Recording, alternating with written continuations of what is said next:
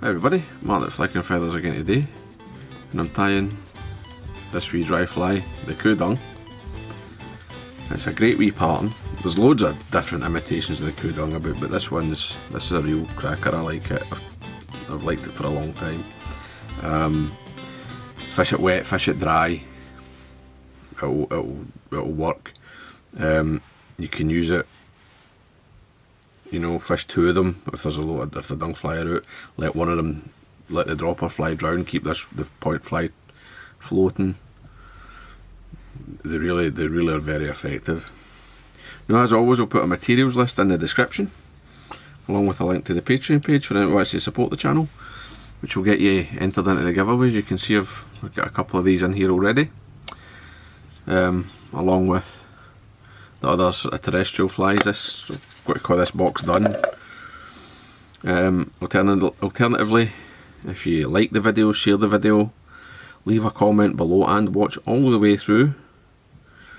That really does help the channel to grow and is very much appreciated. So I've got my hook and my vise. It's a short shank special for filling mill, size 12. This is pretty much the only size I would tie and fish this in, but you can go a wee bit bigger if you like.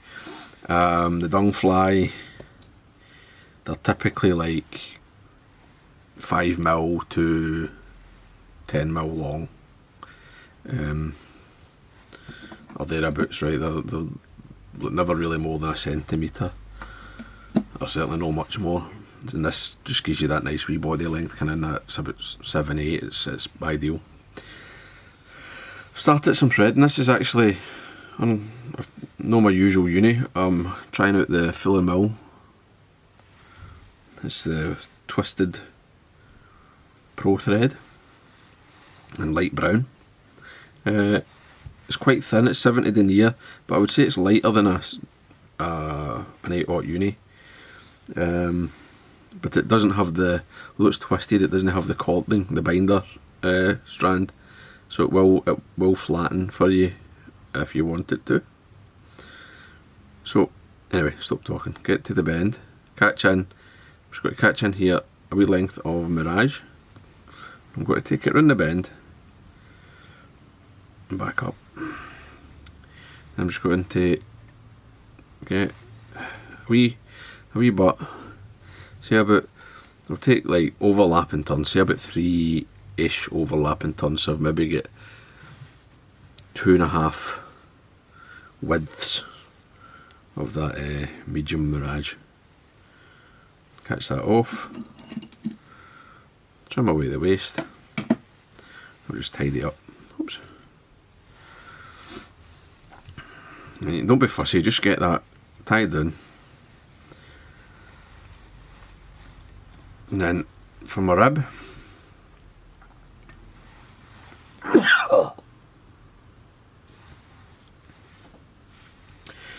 excuse me, for my rib, I've got to double the thread.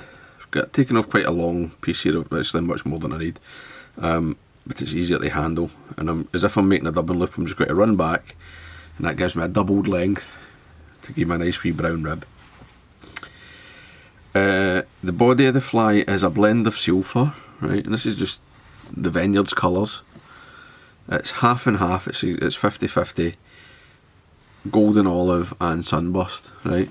So golden olive's no yellow enough, and the sunburst's too bright, you know, so you mix them together and you get this nice sort of dirty colour, which is ideal for the cow dung, right? The yellow dung fly is pretty much exactly this colour, and then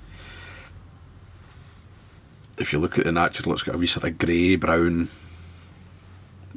It's actually kind of grey brown with a kind of yellow fuzz. So the brown rib and the thread shining through is what gives you a really nice, you know, imitation of that natural. Now it's quite a chunky wee bug, so don't be shy. Just take off any excess.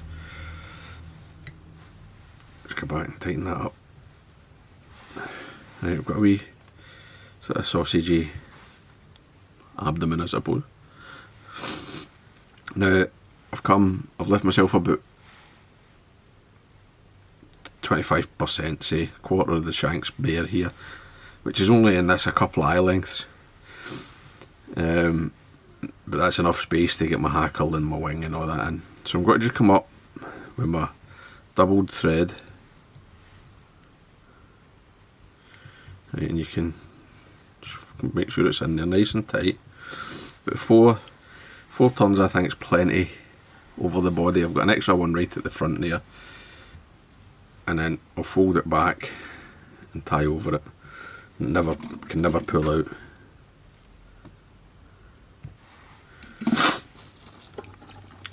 And then I'll just, some of the fibres are a wee bit straggly, a wee bit too long.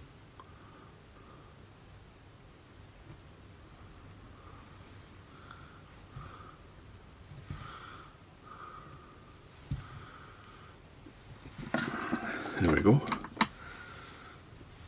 And then for the wing, now I'm using this. It's just a deer flank. It's a light deer flank. It's off a whitetail probably, dyed yellow. But use anything, right? I mean, really, like you could dye a piece of roe, a nice piece of sort of light tip roe that you would maybe not really want to use naturally for your hedgehogs. Most people prefer the dart tip. You could dye that yellow. You could dye a bit of elk, something like that. Get that nice bright yellow colour.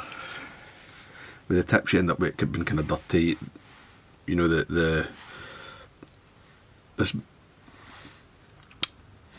like the butt ends of the hair, I like it if it's a nice bright warm yellow, and the tips you've got the wee bit of brown, so it's sort of, it warms it up a bit and makes it a bit darker. But I mean, there's a level of fussiness, you know, that you don't necessarily need to have. The fish certainly don't mind. So wing ready. Right, so I've stacked this. Normally I'm not a big fan of stacking it, but in this pattern I think I can knock it out of alignment very slightly, but more or less stacked is fine. Length, back of the hook. And I'm going to start like halfway on that bare spot at my tie-in, and I'm going to take my wraps back towards the wing. That's a wee bit too short. Just get back. Always check. If you're not happy, just go back. There we go. That should do it. Same thing. Right, back towards the wing. And that, see, my butt ends never moved, right? I've got the wing in.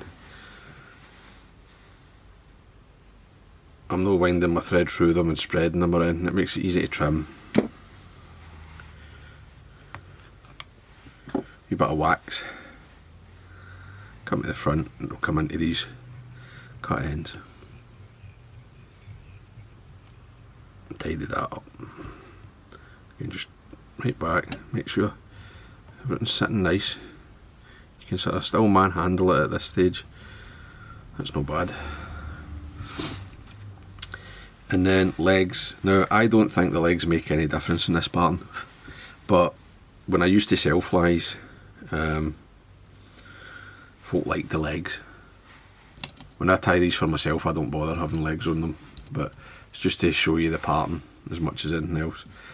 And a lot of people do like a leg on a fly, especially on a dry fly. Or as I say, I mean, you can fish this wet. So I've got 4 here, 4's plenty, because the fly's quite wee, just not at pheasant tail. And I've lined the tips up, given them a stroke to make sure that the knots are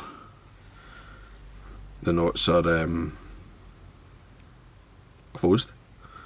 And then I just turn the fly upside down and I just come in roughly to kind of either side, but it's not that important because I'm tying them on the underside. Just let the hook sort of split them.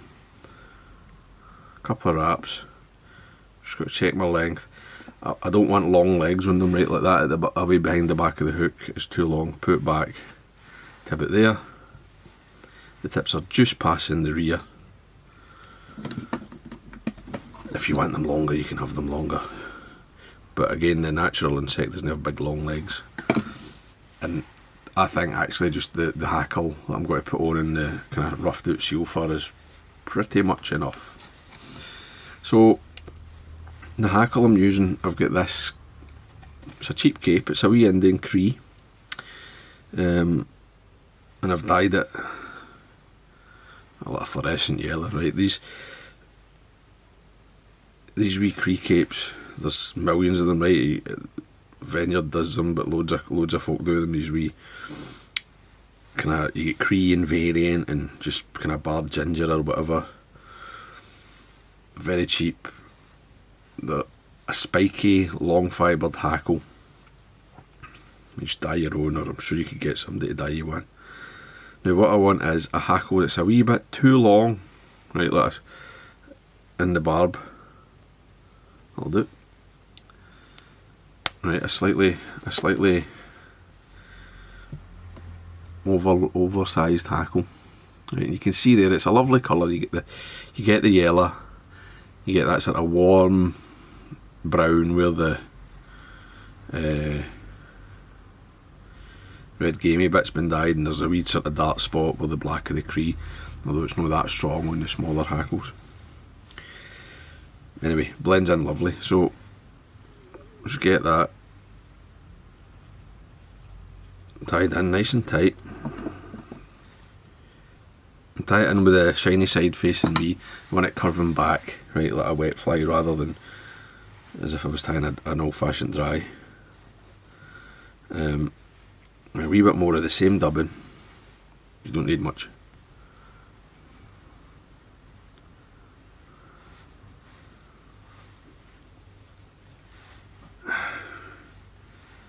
I'll just get that, oops, just come back to the wing, just run my thread through again, get that sort of brown to be visible.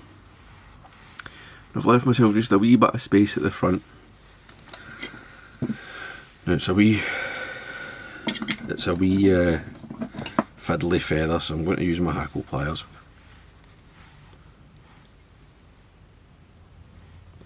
And I'm just going to wind this through that thorax space, let that fall in the dubbing there. And then when I go into the thread, I've used up the hackle, right? I mean, what's that, 3.5 wraps? That's not all you're going to get.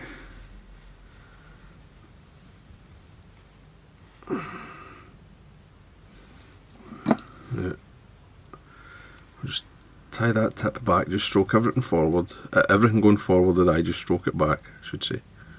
2 or 3 wraps over that tip, and then pinch that out. And then come back. I'm going to build up a decent head here. You might think it's a wee bit oversized, but I quite like it like that on this pattern.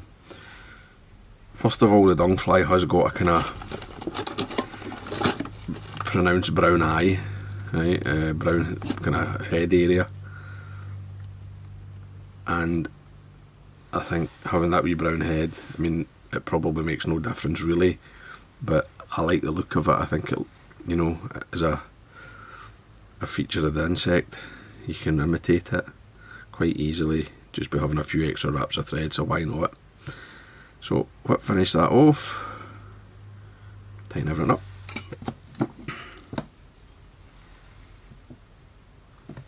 Can you see that? Yeah. There we go, that's better. So I didn't like the shape there, so I just gave it a wee pinch. I think it was actually, some of it was wax. Got to come in, be careful. Might help you to do it this way if you want. Got to come in and trim that hackle on the underside, but obviously don't cut the pheasant tail legs. And there you go. That's it. A wee bit of varnish which will enhance the browniness. Right, the thread will darken and it will become much more apparent. You know, it'll blend in a bit less. And then scrap a feather just to make sure my eye's clean.